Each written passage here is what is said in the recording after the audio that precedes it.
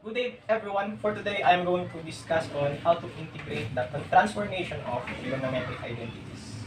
First, products of sines and cosines were in the case formula number 1 where we have 2 sine u cosine v dx is equal to the integral of the absolute value of sine u plus v plus sine u minus v dx.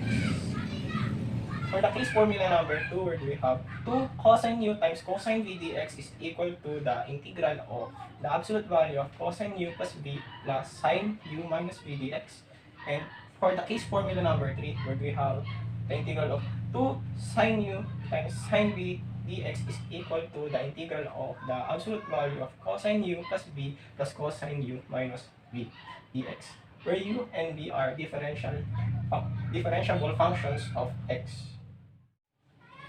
For the example number 1, for the products of sines and cosines, where we have the integral of 4 sine 6x plus cosine 2x dx, where in this case we're going to use the formula for the case number 1, where the integral of 2 sine u times cosine v dx is equal to the integral of the absolute value of sine u plus v plus sine u minus v dx. Then let u is equal to 6x and v is equal to 2x. So therefore, we're going to integrate it according to the formula. Let just extract the coefficient forwards, wherein we'll be able to multiply it by 1/2 and then derive the integration. Yan. Sine 6x plus 2x plus sine 6x minus 2x dx, and then 4 times 1/2, that 4 divided by 2, and then 2 times the integral of absolute value of sine 8x plus sine 4x dx, and then pagkatapos nyan, yan, the integral of sine x dx is equal to the negative cosine x plus c. Yan. And then the derivative of 8x, which is 8, and then the reciprocal of 8, which is yan, negative 1 over 8 cosine 8x plus, no, I forgot, minus yan, the derivative of the inner angle, which is 4x, is 4, and then the reciprocal of 4 is 1 over 4, so 1 over 4 cosine 4x. And then after that, we're going to apply the distributive property of multiplication. Let 2 times negative 1, 2 multiplied by negative 1 over 8 cosine 8x minus 2 multiplied by 1 over 4 cosine 4x. And then gurain ko muna to.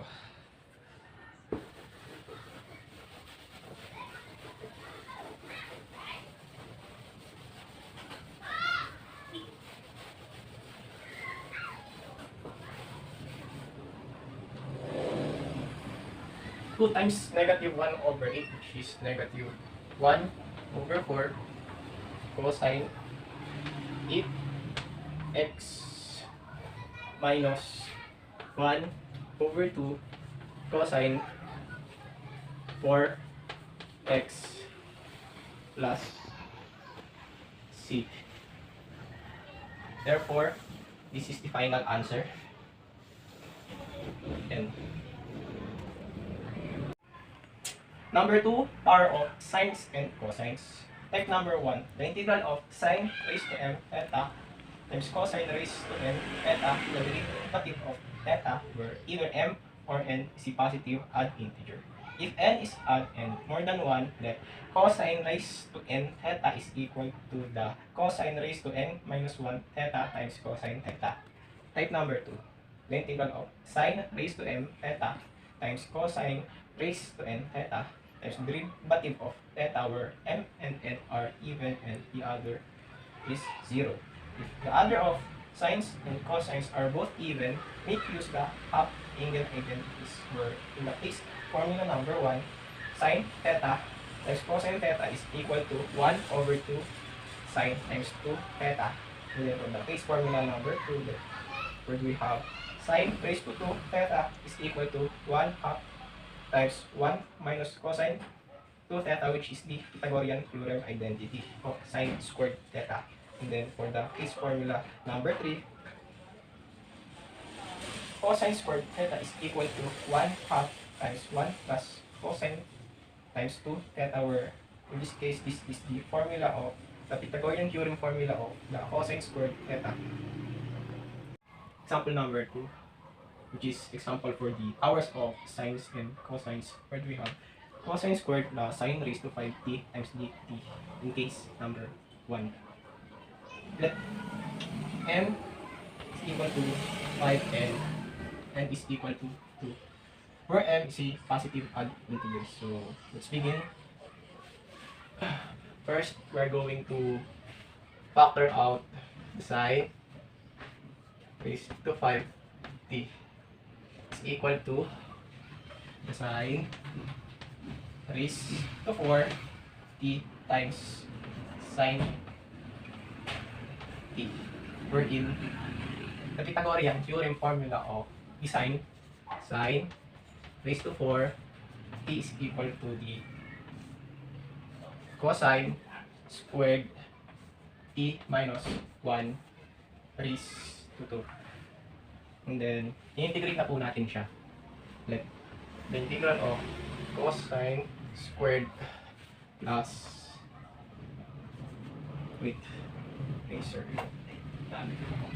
plus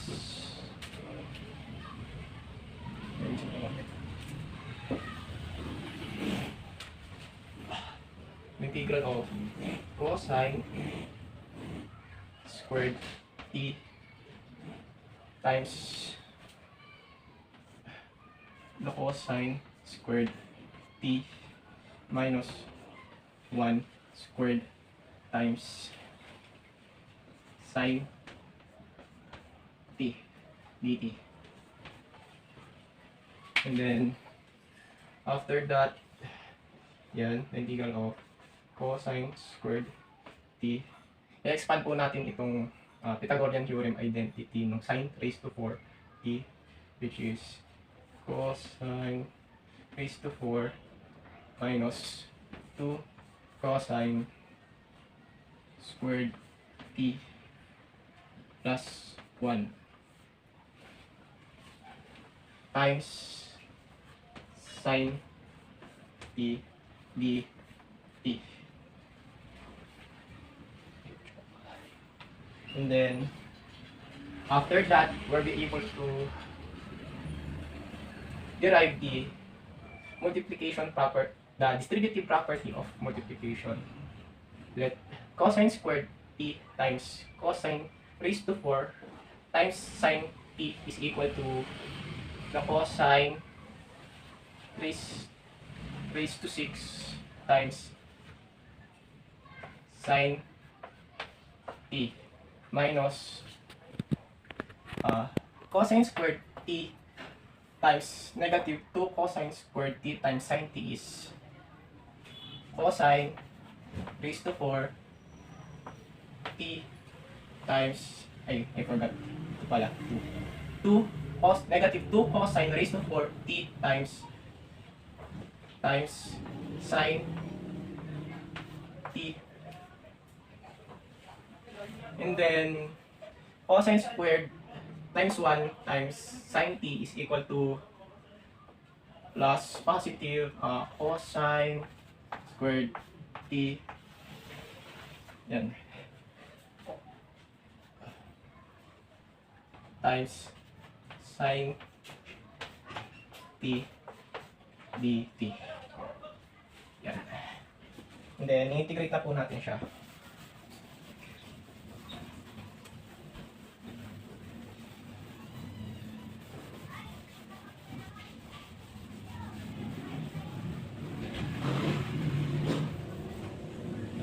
Yan. The integral of cosine 6 t times sine t minus 2 times the integral of the cosine raised to 4 t times sine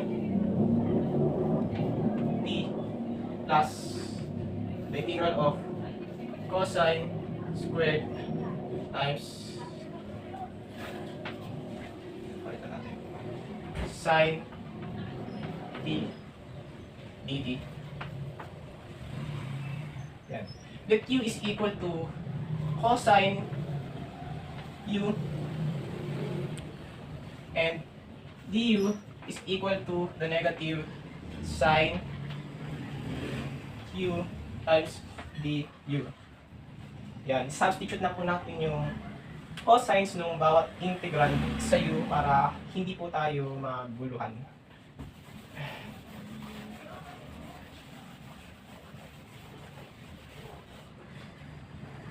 Yan. The integral of u raised to 6 minus 2 times the integral of u raised to 4 plus the integral of u raised to 2. I forgot the du. The integral of u raised to 6 du minus 2 times the integral of u raised to 4 du plus the integral of u raised to 2 times du.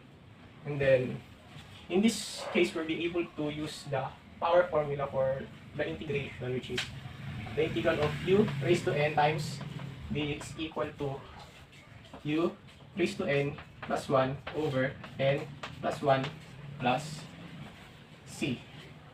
Yan.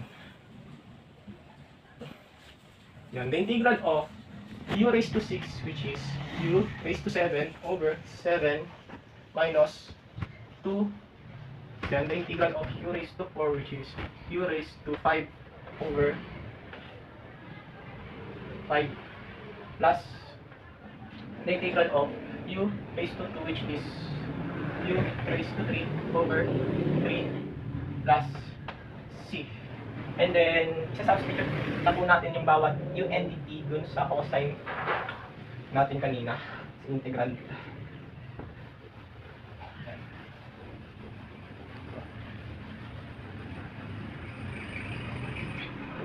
We're in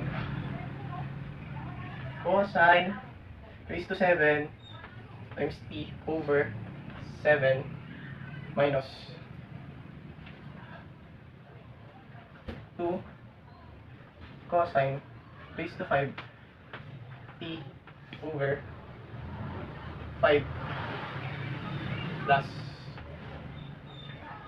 cosine raised to 3 times t over 3 plus c. Wait lang.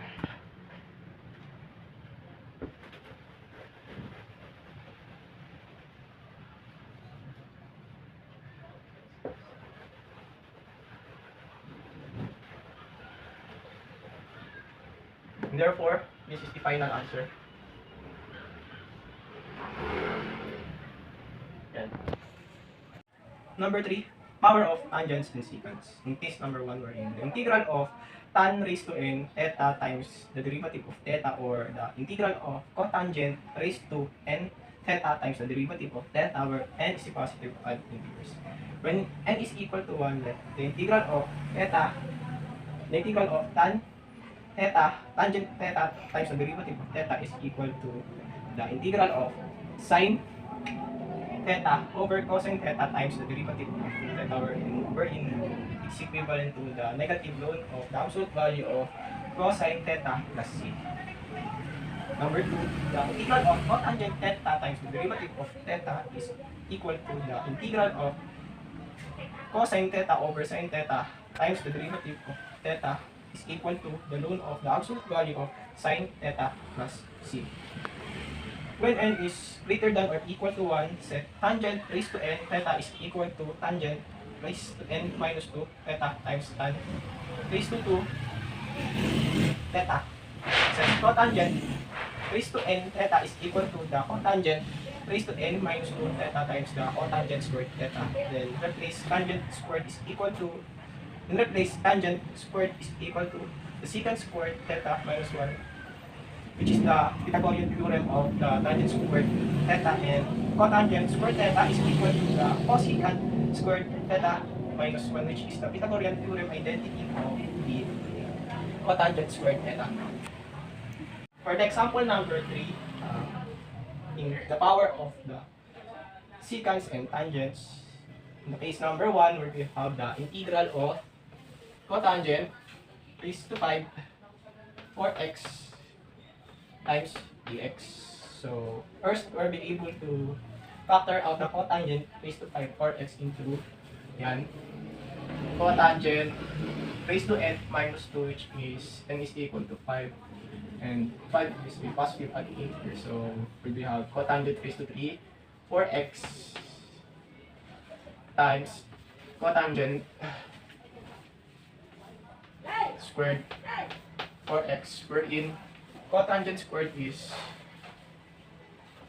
cotangent squared 4x is equal to the cosecant squared 4x minus 1, which is the Pythagorean theorem identity of the cotangent squared 4x. And then, yan, integrate na po natin siya. The integral of cotangent raised to 3 4x times the Pythagorean theorem identity of the cotangent squared, which is the cosecant squared 4x minus 1. Then, after that, we'll be able to derive the multiplication property of the distributive property of the multiplication. So, cotangent cube times 4x times cosecant squared 4x is equal to the cotangent raised to 3 4x times cosecant squared 4x, and then cotangent cube 4x minus 1, the cotangent cube 4x times the negative 1, which is the cotangent cube times 4x, and then integrate na po ulit natin siya as yan, cotangent raised to 3 4x times cosecant squared 4x minus the integral of yan, ano tayo, cotangent raised to 3. In this case, we'll be able to factor out the cotangent raised to 3 4x into the cotangent squared times 4x times cotangent 4x, wherein the Pythagorean theorem identity of the cotangent squared 4x is equal to the cosecant squared 4x minus 1. Yan. Nakuha ko makapagsulat ng mating, no? The integral of, nakikita ba? Cotangent raised to 3 times 4x times cosecant squared 4x minus the integral of the cosecant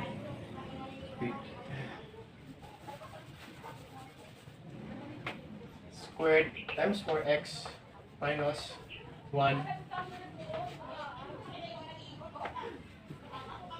times cotangent for x dx. Yan. Afterwards, yan.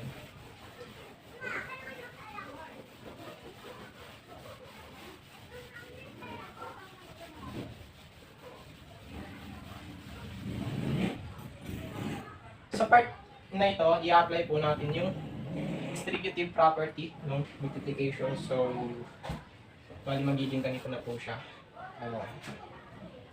Cotangent cube 4x times cosecant squared 4x minus the integral of cosecant squared 4x times cotangent 4x is equal to cosecant squared 4x times cotangent 4x minus yan, dito the integral of cotangent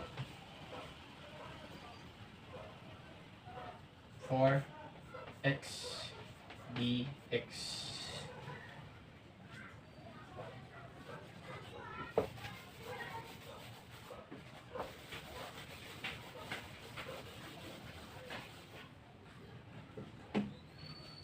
Yan. Get u is equal to cotangent 4x and d is equal to the negative 4 cosecant squared 4x times dx. And then after that, the derivative of the integral, which is 4 is equal to the derivative of 4x is equal to 4. And then the reciprocal of the derivative of the inner angle, which is 1 over 4. Yun na po. But wait. And then we'll be able to integrate the cotangent, the integral of the cotangent u. Hindi.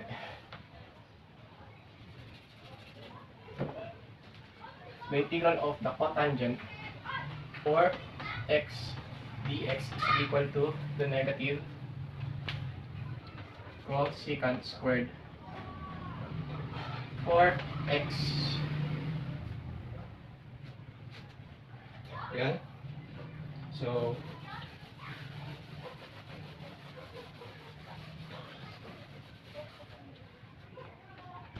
wait. The integral of u raised to 3 minus the integral of, I forgot,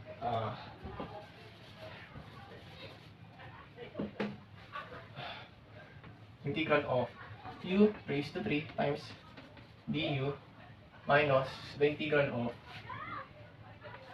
u raised to 1 times du minus the integral of cotangent 4x, which is negative instead positive, so bali negative times negative magiging positive cosecant squared 4x. And then yan, plug in po natin dito yung reciprocal nung inner angle natin, which is 1/4, and then integrate na po natin siya 1 over 4 the integral of u raised to 3, which is equal to u raised to 4 over 4 minus yan the integral of u raised to 1, which is 1 raised to 2 over 2 plus cosecant squared 4x. Yan. And then after that, we'll be able to apply the distributive property ng multiplication. So we have 1 over 16 u raised to 4 minus 1 over 4 times 1 over 2, which is 1 over 8 u raised to 2 plus cosecant squared for x. Yan. And then, isasubstitute na po natin yung cotangent dito sa indicated u variable natin. Yan. Let 1 over 16 is equal to the cotangent of cotangent raised to 4x minus 1 over 8 cotangent raised to 2 4x plus 1/4 cosecant squared for x. Sige, dito na natin sulat yung tambang sa taas. So,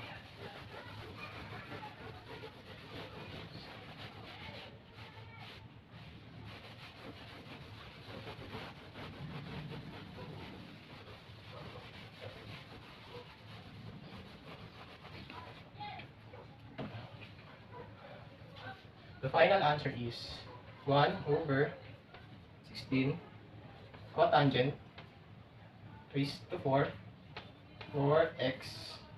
minus 1 over 8 cotangent squared 4x plus 1 over 4 cosecant squared 4x plus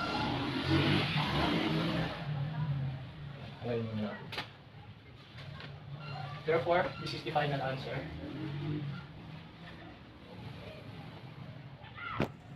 For the case formula number 2 of the powers of secants and tangents, therefore, the integral of secant raised to m theta times tangent raised to n theta times the derivative of theta, or the integral of the cosecant raised to m theta times cotangent raised to m n theta times the derivative of theta, for m and n are positive integers.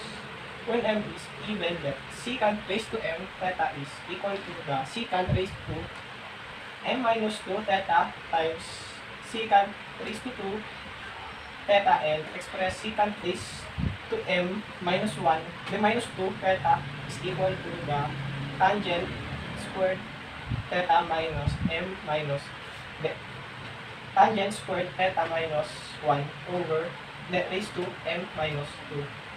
And let the integral of tangent theta times derivative of theta is equal to the integral of the sine theta over cosine theta times the derivative of theta is equal to the negative ln of the absolute value of cosecant theta plus c, and cotangent theta times the derivative of theta is equal to the integral of cosine theta over sine theta times the derivative of theta is equal to the ln of the absolute value of sine theta plus c.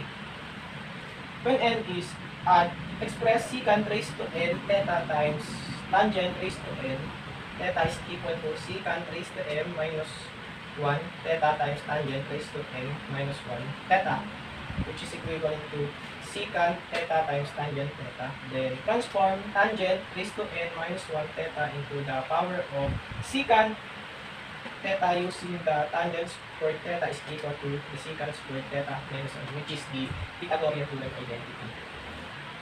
For the example number 4, for the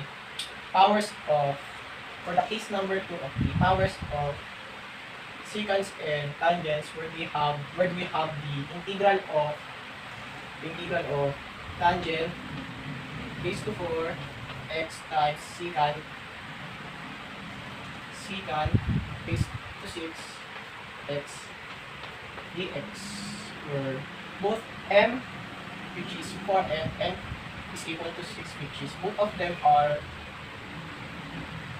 positive even integers. So we'll be able to factor out the secant raised to 6x is equal to the secant raised to 4 x times secant squared x. And then integrate na po natin the integral of tangent raised to 4 x times, I forgot the Pythagorean theorem of secant raised to 4 x, which is equivalent to the secant raised to 4 x is equal to the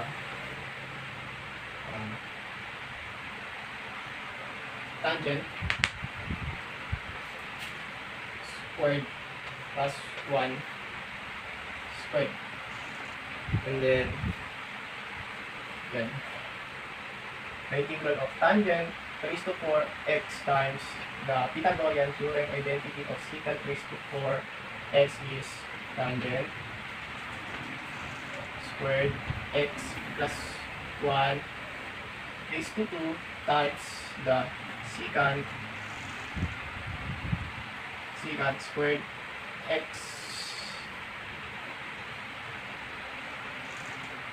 dx. And then after that, we're going to factor out the Pythagorean theorem identity of secant raised to 4 x, which is tangent squared x plus 1 raised to 2. Yan. Tangent raised to 4 x. Yan. Tangent squared plus tangent squared times tangent squared is yan. Tangent raised to 4 x plus 2 tangent squared x plus 1 times secant squared x dx. And then after that, we'll be able to apply the distributive property of multiplication. Yan, yan, tangent raised to 4 times tangent raised to 4 x, which is tangent raised to 8 x times secant squared x dx plus 2 times the integral of yan, tangent raised to 4 x would be multiplied into 2 tangent squared x, which is yan, 2 tangent which is equal to the integral of the 2 times the integral of tangent raised to 6 x times secant squared x dx plus dito na natin nilalagay plus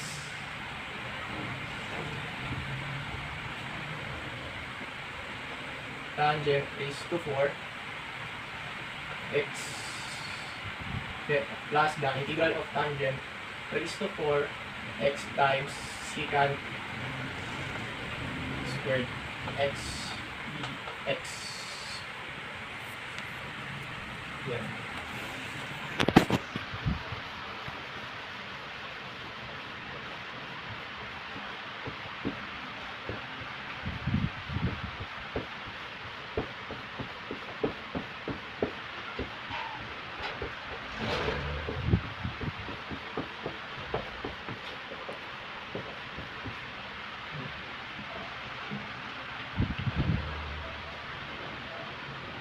That u is equal to tangent x and du is equal to the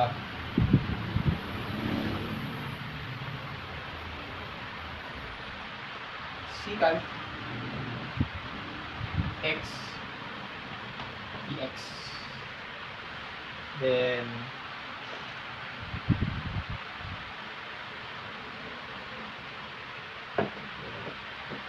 let the integral of u raised to 8 times du plus 2 times the integral of u raised to 6 du plus the integral of u raised to 4 du.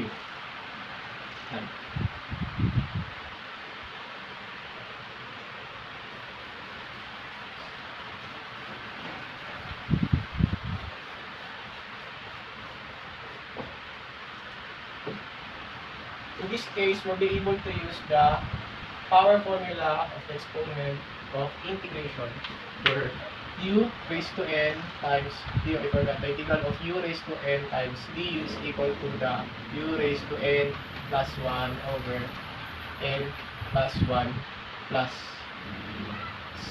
c. Yan. Then, integrate na po natin siya.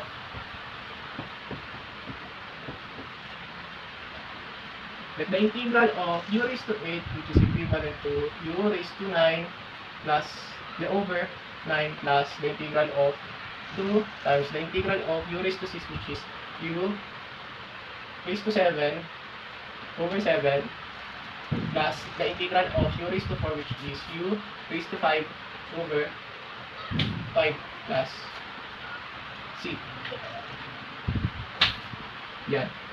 Then, let u is equal to the tangent x. Then, isa-substitute na po natin sa ating sa bawat u entity na nakadito sa pizarra ulit. Yan, tangent raised to 9 x over 9 plus 2 times tangent raised to 7 over 7 plus tangent raised to 5 over 5 plus c. And then, sulat ko dito sa pizarra yung final answer natin.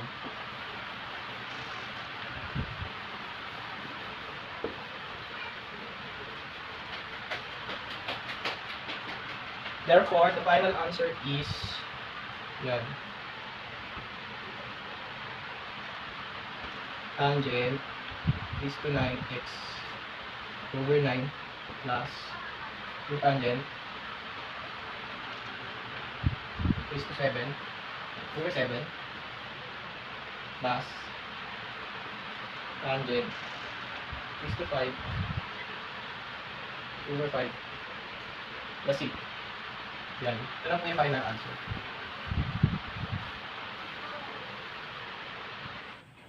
Thank you for watching, and I hope you enjoy this video. That's all. Thank you.